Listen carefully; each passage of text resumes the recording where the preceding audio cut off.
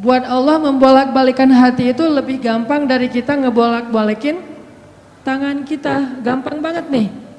Jadi nggak ada yang di mata Allah atau dalam persepsi Allah ada hati yang kayaknya nih susah banget nih dibolak-balik. Jadi kamu mending nggak usah ke situ lagi deh. Saya juga kewalahan ngebolak-balik hati dia. Enggak, mudah. Terus kenapa ada yang dibiarkan, ada yang dibalikan hatinya? Karena ada yang pantas, ada yang tidak pantas. Jika kita sudah punya kepantasan, Allah akan balikan hati kita kepada kebaikan. Allahumma habbib ilainal iman wa zayyinhu fi qulubina wa karrih ilainal kufra wal fusuqa wal isyan waj'alna minar rasyidin. Hafal doa itu? Nanti cari di YouTube lah ya. Ya Allah, jadikan kami cinta kepada amal soleh dan jadikan rasa cinta itu indah di dalam hati kami. Jadikan kami benci kepada dosa dan jadikan kami termasuk orang-orang yang mendapat petunjuk. Allah bolak-balikan. Gitu juga dengan hati calon mertua. Gimana pun dia ngeblok, nggak boleh masuk lah, gerbangnya digembok segala macam. Cuma gerbang. Mau 1000 lapis gerbang, kalau hatinya dibalikin, hilang semuanya tuh. Gampang banget kan? Buktinya malam ini nih. Allah membolak-balikan hati kita yang tadinya punya macam-macam rencana pada malam minggu, akhirnya Allah balikan hatinya, udah ke Masjid Agung aja deh. Bukan karena saya, bukan karena pemuda hijrah, bukan karena teman-teman panitia, tapi karena Allah mengikat hati kita, mengarahkan hati kita untuk bisa datang ke masjid. Sehingga ribuan anak muda tiba-tiba memakmurkan dan meramaikan majelis ilmu. Kalau di ribuan orang aja bisa Allah bolak-balikan hatinya, apalagi cuma satu orang. Ya, ada berapa ribu sekarang? 15.000? Lebih nih Masjid Agung ini daya tampungnya berapa? 10.000 ya? Sampai keluar. Berarti sekitar 20.000. Ini benar-benar sesuai dengan yang dulu banget saya harapin 2 tahun yang lalu bisa ngalahin Tomorrowland. Minimal DWP lah ya. Bisa ngalahin DWP atau kalau bisa Tomorrowland. Saya pernah kemarin tuh acara taklim di Pekanbaru, Anur, yang datang sekitar 25.000 anak muda di depan masjid penuh. Malam yang sama ada acara juga di mall, tapi acaranya sepi, yang taklimnya rame. Masya Allah. Habis itu baru ke mall.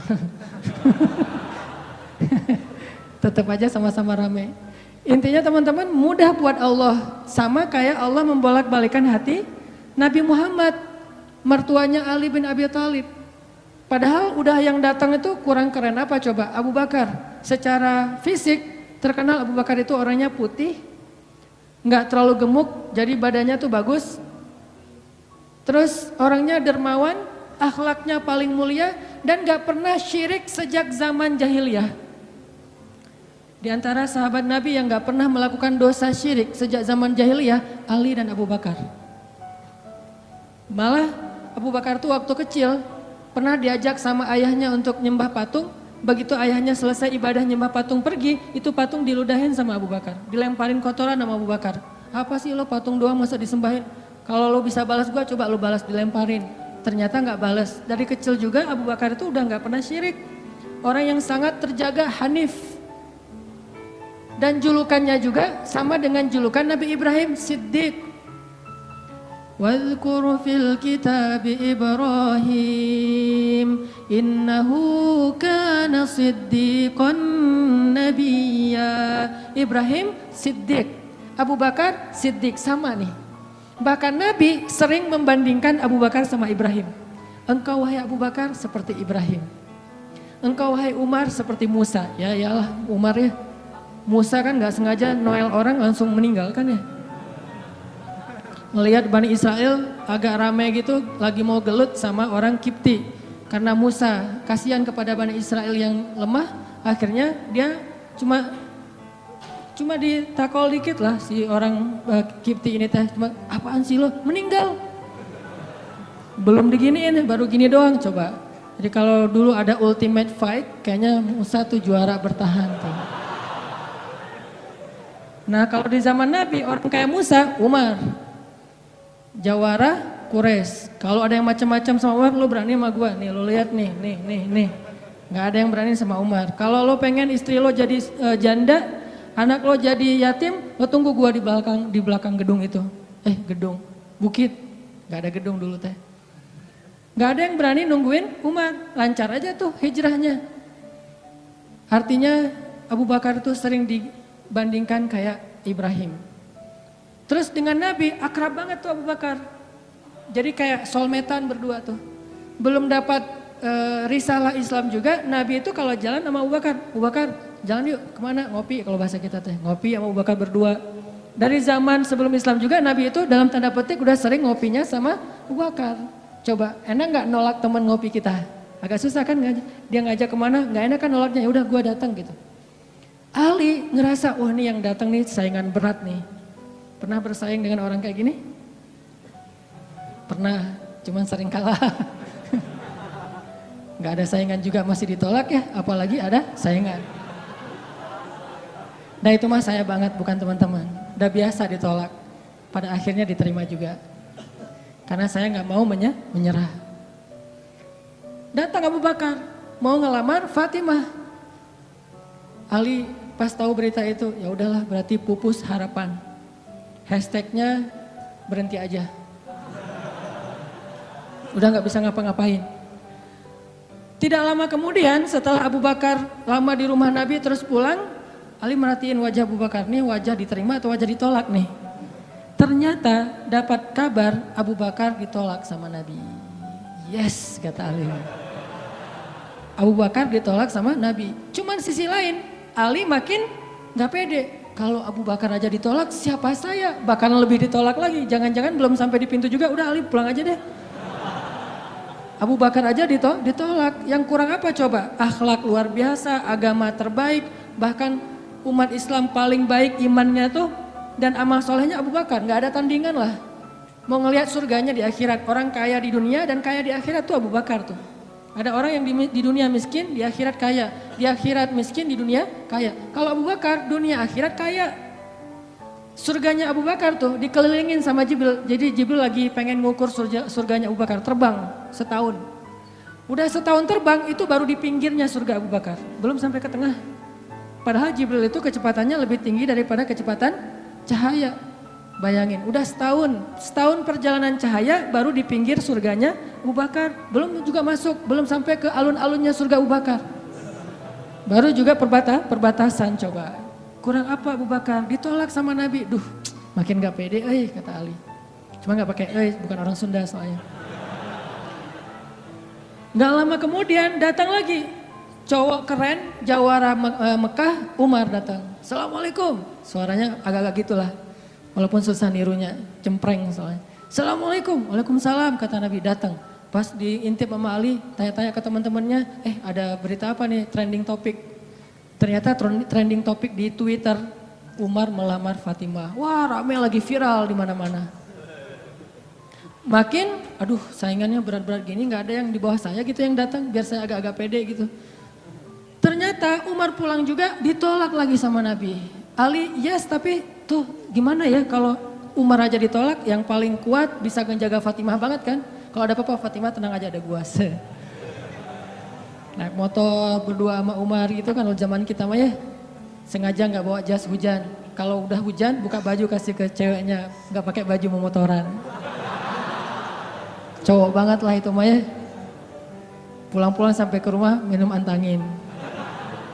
Umar tuh jawarannya. Nabi kan pasti tenang banget ngasih anak ke orang kayak Umar. Keluar dia singa, di dalam dia kucing Anggora. Maksudnya apa? Dia tuh gak pernah kasar sama istrinya. Walaupun dia keras kepada musuhnya. Kalau dimarahin istrinya, diem aja. Udah selesai dimarahin, udah. Ya udah pergi. Nyari teman. Mau curhat habis dimarahin istri. Pergi ke rumah Nabi. Pas di depan rumah Nabi kedengaran dari dalam Nabi juga lagi dimarahin istrinya. Nabi juga diem aja. Ini teladan orang-orang soleh. Jadi yang keren tuh bukan yang gampang marahin istri, tapi yang gampang dimarahin istri. Setuju yang di atas? Cowok keren itu bukan yang gampang marahin istri, tapi yang gampang dimarahin istri. Ya mah, Di dalam rumah tuh ya mah, di luar apa lo? Tuh cowok keren tuh. Pas Nabi keluar, ada Umar. Ya Rasulullah, Umar gak mau ngebahas, gak mau komen lah. Daripada komentar di blog kan, diam aja deh gitu. Udah selesai jalan sama Umar. Umar nanya, ya Rasul saya tadi habis dimarahin istri. Mau ngajak Rasul ngopi, curhat, Nabi juga lagi dimarahin. Kata Nabi, bagaimanapun dialah yang mengurus rumah.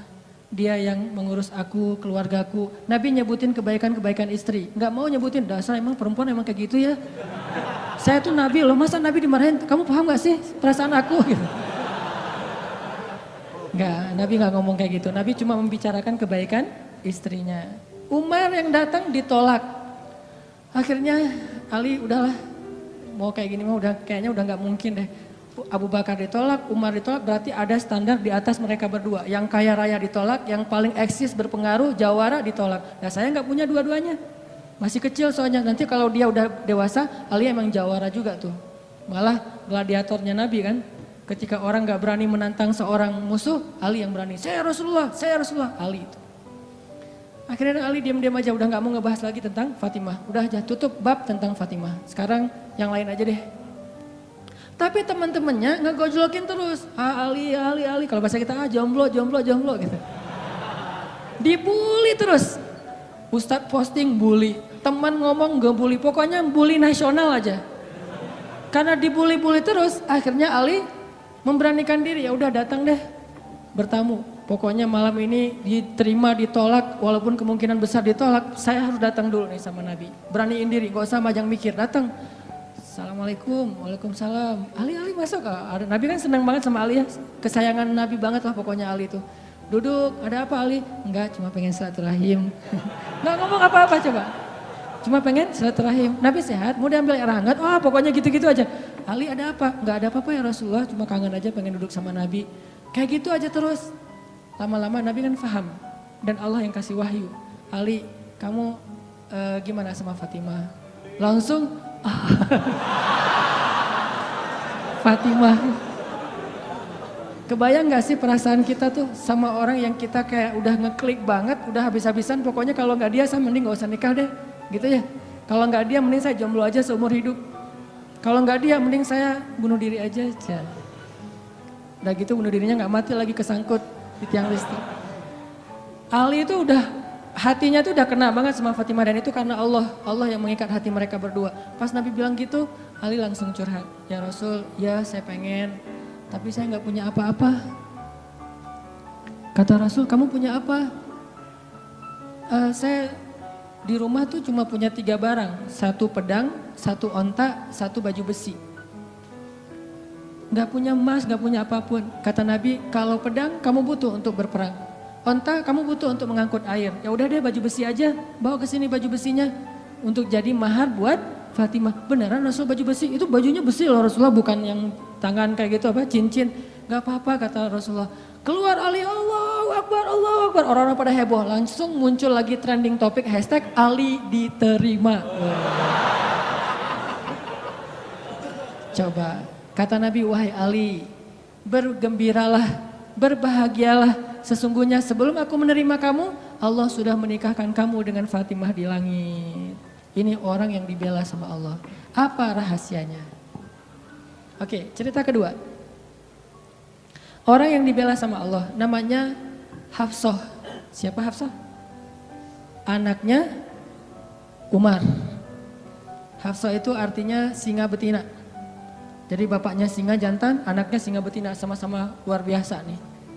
Hafsah istri Nabi, salah satu di antara istri Nabi yang solehah. Suatu hari nggak tahu gimana ceritanya, ada masalah antara Nabi dengan Hafsah. Ini nggak dibahas di dalam teks hadis apa masalahnya dan kita nggak usah kepo ya. Pokoknya ada masalah aja antara Nabi dengan Hafsah sehingga Nabi terpaksa menceraikan Hafsah. Diceraikan Hafsah secara baik-baik, lalu Hafsah disuruh kembali, diantar kembali ke rumah orang tuanya kepada Umar bin Khattab. Baru aja Nabi pulang, Allah mengutus Jibril. Jibril datangin Muhammad. Jibril turun mengatakan, ya Rasulullah, wahai Nabi Muhammad, rujuklah Hafsah. Sesungguhnya Hafsah adalah istrimu di dunia, dan istrimu di surga. Coba bayangin. Nabi nih yang menceraikan Hafsah, tapi Allah dan Jibril ngebelain Hafsah. Berarti Allah ngebelain banget nih cewek. Cewek gimana sih kok dibelain banget sama Allah, begitu suaminya emosi, tiba-tiba nggak sengaja ngomongin, ya udah kita jalan sendiri-sendiri aja. Allah yang ngasih pertolongan, Allah yang ngebelain si cewek ini. Sehingga Allah mengutus Jibril, langsung turun Jibril buru-buru kepada Nabi Muhammad sebelum masa iddah Hafsah selesai. Lalu Jibril mengatakan, rujuklah Hafsah, sesungguhnya dia istrimu di dunia dan istrimu di surga. Akhirnya Nabi pun merujuk Hafsah. Apakah Hafsah marah-marah kepada Nabi Muhammad? Enggak. Apakah Hafsah mengutus Umar? Kan ayah tuh jawara, udah datengin dong Rasulullah tuh, mencarain saya enak aja. Enggak mengandalkan makhluk sama sekali. Hafsah cuma gini, ya Allah, saya yang salah bukan Rasulullah. Tapi saya tidak bisa hidup tanpa Rasulullah, dia adalah cinta sejati saya. Allah langsung, ya benar Hafsah, udah gua turunin sih. Jibril turun. Jibril turun nih coba. Ya Rasulullah, rujuk Hafsah, dirujuk. Apa rahasia orang cewek sekeren Hafsah sampai dibelain dari langit ketika dia bercerai sama suaminya? Kisah yang ketiga, cewek juga dibelain sama Allah sampai turun ayat. Kalau tadi dua cerita tidak turun ayat, cuman ilham atau wahyu dalam bentuk isyarat. Kalau sekarang sampai turun ayat loh. Yang ada di dalam surat Curhat. Teman-teman tahu surat Curhat? Surat Al-Mujadalah. Kan terjemahan dari Mujadalah curhat kan ya? Jadi kalau kita pengen lihat curhat itu juga ada di dalam Al-Quran. Bahkan jadi nama surat Curhat. Al-Mujadalah atau Al-Mujadilah. Siapa yang dikisahkan di dalam surat itu? Coba teman-teman buka surat Al-Mujadalah, surat 58 ayat 1. Yang punya aplikasi Al-Quran di handphonenya, coba buka surat 58 ayat 1, Al-Mujadalah. Kita lihat nih, gimana Allah ngebelain seorang cewek yang disebut di dalam ayat itu. Saya bacain ya. A'udzu billahi minasy syaithanir rajim. Yuk, bareng-bareng.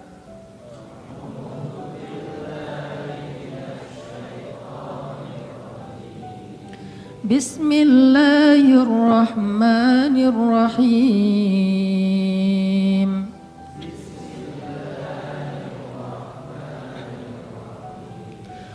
Qad sami'a Allahu qawla allati tujadiluka fi zawjiha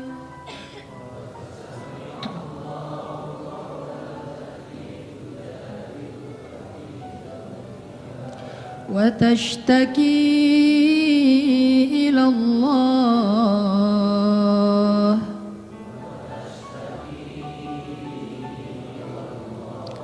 والله يسمع تحاوركما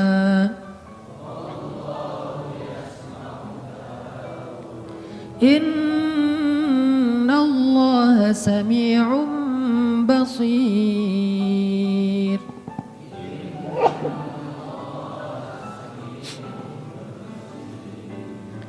Sungguh Allah telah mendengar ucapan seorang perempuan yang meminta nasihatmu tentang suaminya. Dan dia curhat kepada Allah. Dan Allah mendengar percakapan kalian berdua. Sesungguhnya Allah maha mendengar, lagi maha melihat. Siapa cewek ini? Namanya Khawlah bintu Tha'labah. Namanya Khawlah, catat tuh. Biar kita kalau ngegosip, gosipnya tentang sahabat. Siapa istri Nabi ini gosip ya? Tapi gosip yang benar. Siapa istri Nabi yang pintar masak? Jarang dengar kan? Istri Nabi yang pintar masak namanya Zainab. Ummu Salamah. Istri Nabi yang pintar masak namanya Ummu Salamah. Kalau di zaman kita mah jadi Ummu Salamah Cake, punya brand. Pokoknya kalau Ummu Salamah udah masak, Nabi itu senang banget. Masakan kesukaan Nabi itu dimasakin sama Ummu Salamah. Nah sekarang kita ngebahas cewek lain nih yang dibela sama Allah pas dia lagi ada masalah dengan suaminya, namanya Khawlah bintu Tha'labah. Apa yang terjadi?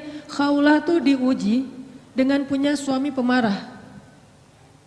Orangnya tuh gampang bete, gampang marah-marah. Pokoknya kalau udah jalan sama suaminya, di jalan dia marah-marah aja. Sama supir angkot marah, sama motor marah, marah aja kerjaannya. Dasarnya orang gak bisa nyetir, dasarnya angkot, dasar. Kerjaannya marah-marah. Dan kalau istrinya salah dikit, dimarahin sama suaminya. Sampai suatu saat, saking suaminya ini udah marah dan emosi banget, suaminya pun menzihar khaulah. Apa menzihar? Menzihar itu menyebutkan istri seolah-olah jadi ibu sehingga dia menjadi haram buat suaminya, kayak ditalak 3 gitu. Kamu buat saya seperti ibu saya, berarti udah nggak bisa lagi jadi suami istri, udah jadi kayak ayah ibu dan anak. Itu tradisi Arab jahiliyah. Nah gara-gara dia dizihar sama suaminya, dia kan bingung. Terus kalau saya udah digituin, apakah saya masih boleh serumah sama suami saya? Masih boleh tidur bareng dengan suami saya? Kan bingung nih. Minta nasihat dan fatwa kepada kiainya. Waktu itu adalah Rasulullah SAW. Datang nih khaulah ke Nabi dalam wajah yang sedih. Baru dizihar, ditalak 3 sama suaminya, dia datang, ya Rasulullah. Apa hukum seorang suami yang mengatakan kepada istrinya, engkau bagiku seperti punggung ibuku. Artinya udah gak halal lagi. Nabi mengatakan kalau gitu engkau wahai khaulah sudah cerai dengan suamimu. Udah gak bisa lagi bareng. Bersabar wahai khaulah. Akhirnya khaulah pun pulang dalam keadaan sedih. Dia curhat kepada Allah, ya Allah. Memang suami saya itu banyak salahnya. Memang suami saya itu pemarah. Tetapi dialah cinta pertama saya. Coba. Ketulusan cinta cewek. Dialah cinta pertama saya. Dan dia gimana bisa hidup, siapa yang akan ngerawat dia? Kalau dia menceraikan saya, selama ini yang ngerawat dia cuma saya. Ya Allah bagaimana ini? Watashtaki ilallah. Minta nasihat kepada manusia, tapi curhat kepada Allah. Itu ayatnya tuh. Tujadi luka watashtaki ilallah. Dia minta fatwanya kepada kamu Muhammad, tapi curhatnya kepada Allah. Jangan terlalu sering curhat kepada manusia. Bahaya. Apalagi dua-duanya masih jomblo. Kita curhat ke teman kita, gue lagi kecengin cewek nih. Kayaknya soleha banget, hafal juz 30. Oh gitu? Ya. Anak mana? Ya sekampus sama kita, namanya si Fulan dan seterusnya, disebutin identitasnya, CV-nya udah lengkap. Ternyata dia duluan yang maju. Ditikung di tengah jalan, kan itu berat banget ya. Gara-gara apa? Kok dia tahu tentang cewek itu? Gara-gara curhat kita. Allah tidak pernah menikung hambanya. Hamba sesama hamba saling menikung. Muncullah adegan nanti datang di acara wedding mantan. Udah gitu nyanyi kayak gitu yang baper-baperan gitu ya. Nangis berjamaah. Ini karena sering curhat kepada manusia. Manusia juga kadang-kadang nyebelin. Kita curhatnya sedikit baru opening, dia udah balas curhat lebih banyak lagi. Gua habis diputusin, caranya nggak enak lagi tuh. Gimana nggak enak? Dia cuma ngomong gini, kita jadi adik kakak aja ya. Kan berat banget buat gua. Oh gitu, lu masih mending, gua lebih parah dari itu. Cerita dia tuh, akhirnya dia yang curhat sama kita. Itu ke manusia. Kalau ke Allah nggak gitu. Allah Maha Sami'un, Maha mendengar. Arti Sami'un itu nggak pernah lelah mendengar. Itu arti Sami. Nggak pernah lelah mendengar. Kita curhat semalam suntuk juga, Allah tetap sayang sama kita. Udah ya, kelamaan curhat kamu, yang lain hamba-hambaku masih banyak tuh. Nggak ada kayak gitu. Makin kita lama curhat sama Allah, makin Allah sayang sama kita. Makin kita lama curhat kepada manusia, makin dia sebel sama kita. Bayangin kita telepon teman kita, baru juga 10 menit, maaf ya udah lowbat, maaf ya gue harus ngangkat jemuran, maaf ya dan seterusnya. Manusia, tapi Allah Sami'un, Maha mendengar. Arti Maha mendengar ini, Allah tuh gak pernah bosan ngedengerin curhat hambanya. Jadi bukan hanya dia ambil dari angle Allah Maha mendengar segala ucapan kita, bukan cuma itu angle-nya. Ambil angle-angle yang motivasi. Ternyata Allah itu gak pernah bosan, gak pernah capek ngedengerin curhat kita. Jadi kalau kita pengen curhat yang panjang, yang gak akan pernah dicuekin. Kadang-kadang kita curhat lewat telepon ke teman kita, di loudspeaker dia ngapain gitu ya. Kok gak ada suara dia, kok diam-diam aja. Kamu dengar kan? Dari jauh dia langsung lari, iya dengar, terus pergi lagi. Kita ngomong sendiri, teleponnya ditaruh di atas bantal, dia pergi. Itu manusia, Allah enggak. Wa idza sa'alaka ibadi anni fa inni qarib. Kalau kita tanya ke Allah pengen curhat, Allah bukan menjauh. Apa-apa, sini, dekat. Allah malah mendekat kepada kita. Apa? Wahai hambaku ada apa? Kalau teman kita menjauh, kalau Allah mendekat coba. Sami'un qaribun. Orangnya tuh qarib, kalau bahasa kita karib, akrab orangnya. Bukan orangnya, zatnya. Allah itu zatnya akrab, asik gitu. Nggak bakalan nyebelin. Allah gitu banget sih, saya udah capek-capek curhat semalaman ternyata nggak didengar, nggak. Sami'un.